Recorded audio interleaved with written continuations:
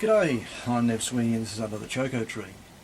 One of the things that makes it easier for us to get a good yield out of a smaller block of land is to go up through vertical gardening. And one way of doing that is using hanging pots. One of the problems that you get with hanging pots is that they do tend to dry out quite quickly, particularly when you've got a hot windy day, and you can lose all of that wonderful produce.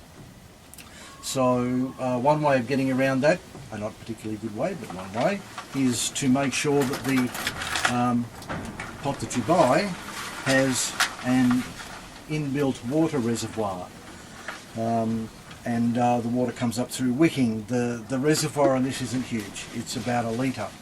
But what I've found is by making from scratch some small oyers to go in the centre, this has a volume of about 1.3 litres. So if I combine this with the reservoir that's already in the pot, this will more than double the amount of water that I can store in there, so it's going to last for twice as long before you start to run into difficulties with it getting too dry. Making the oyers is a fairly simple process, and I've got how to do that in another video which I shall reference down in the description. And once you've got a number of these, as many as you have of the hanging pots, it's just a case of putting them together, and I'll show you how I do it now. So to set up, you obviously need some potting mix of some description, some growing medium. This is just a commercial stuff.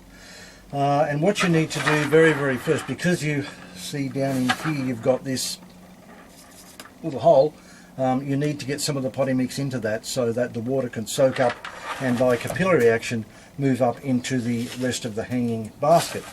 So some of the potting material goes in first, then we can put the oya in.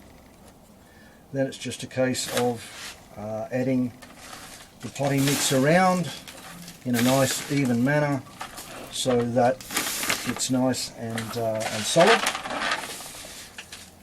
and the water will go through to all parts of the pot.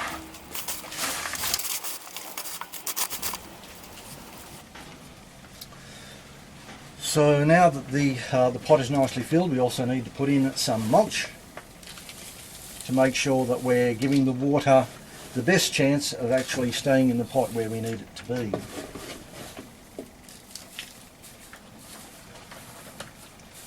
Now in these sorts of things there's a whole stack of stuff you can plant. You could put in some lettuces if you want to.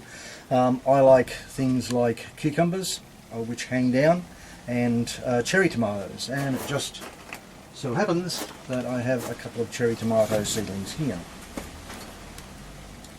So I might remove them from their newspaper pot.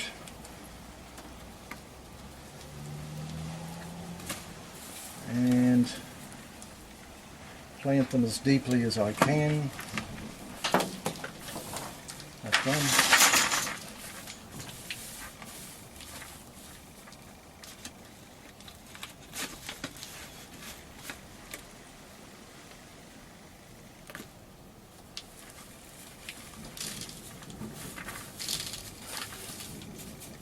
And two.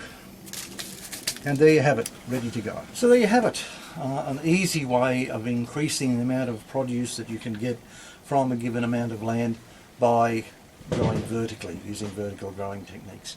If you've tried different vertical growing techniques and found them to be successful, it'd be great if you could mention that down in the comments. Leave a like if you so desire, or if you want to, subscribe, because that's always good. See you in the next video.